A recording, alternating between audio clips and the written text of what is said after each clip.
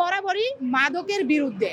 মাদক সেবন করুক এটার পক্ষে আমি না, সেটা নারী হোক পুরুষ হোক। যখন আন্দোলন লড়াই সংগ্রাম যে কোনো বিষয় শুরু হয়, আমাদের নারীরা কিন্তু ঐক্যবদ্ধভাবে এখানে থাকে, এমনকি নারীরাই কিন্তু এটা এগিয়ে নিয়ে যায়।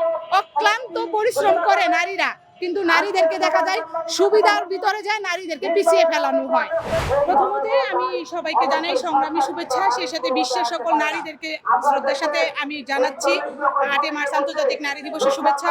আমরা আজকে 7 মার্চ, আগামীকাল 8 মার্চ নারী দিবস, সেই উপলক্ষে আজকে আমরা জাতীয় প্রেস ক্লাবে আসছি আমাদের নারী শ্রমিকদের কথা বলার জন্য। মূলত সমতা থেকে কতটা পিছিয়ে বৈষম্যের মধ্যে পড়ে আছে সেই বিষয়ে কথা বলতে।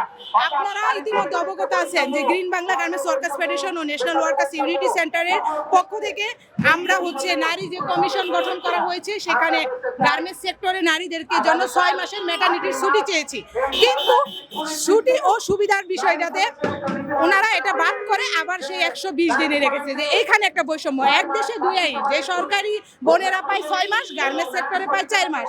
কিন্তু দেখেন আপনি ইনফর্মাল সেক্টরে যে আমার নারী শ্রমিকরা নির্মাণে কাজ করতেছে বা বিউটি পার্লারে যে শ্রমিকরা কাজ করতেছে, পার্লারের আপারা, তারপরে আপনি দেখেন কৃষিনীরা, কৃষকের যারা আমরা বলতে চাই, তারপরে গৃহ শ্রমিকরা, তাদেরকে কিন্তু এই ম্যাটারনিটির কোনো সুযোগ সুবিধা নাই, এমনকি গৃহ শ্রমিকদের কোনো আইন নাই।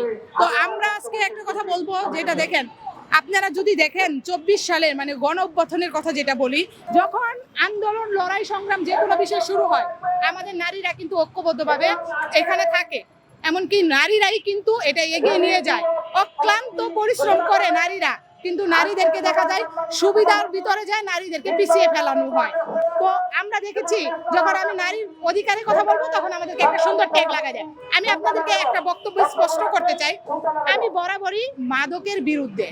মাদক সেবন করুক এটার পক্ষে আমি না, সেটা নারী হোক পুরুষ হোক। কিন্তু দেখেন যখন একজন নারী ভাইরাল হইলো, তাকে মাদক সেবন করার জন্য হেনস্থা করা হইলো, তখন সামাজিক যোগাযোগ মাধ্যমে এমন অশ্লীল ভাষায় বলতেছে যে নারীরা মাদক সেবন করে, তাদের ফ্যামিলির ব্যাকগ্রাউন্ডে অনেক বিশ্রী কথা বলতেছে, যেটা আমি এই মুহূর্তে বলতে চাচ্ছি না সেই ভাষাগুলা।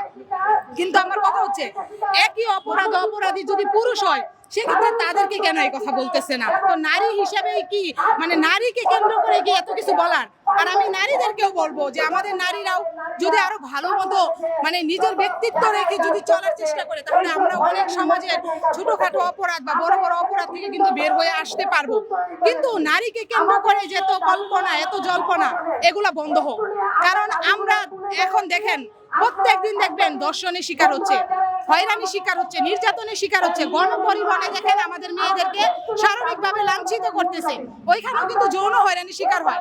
আমরা দীর্ঘদিন থেকে আইএলও কনভেনশন সি 190 নিয়ে আন্দোলন করেছি, যেটা জাতিসংঘে যায় এই আইনটাকে তারা পাশ করেছে, কিন্তু বাংলাদেশে আইসে যখন আইন করবে, এখন কিন্তু আগের সরকারও করে নাই, এই সরকারেরও এটা নিয়ে কোনো কথা নাই। তো আমাদের কথা হচ্ছে যে আইনটা যে একটা আইলো, একটা কনভেনশনটাকে পরবর্তী সময়ে 1 থেকে 1.5 বছর সময় থাকে সেটাকে আইন করতে।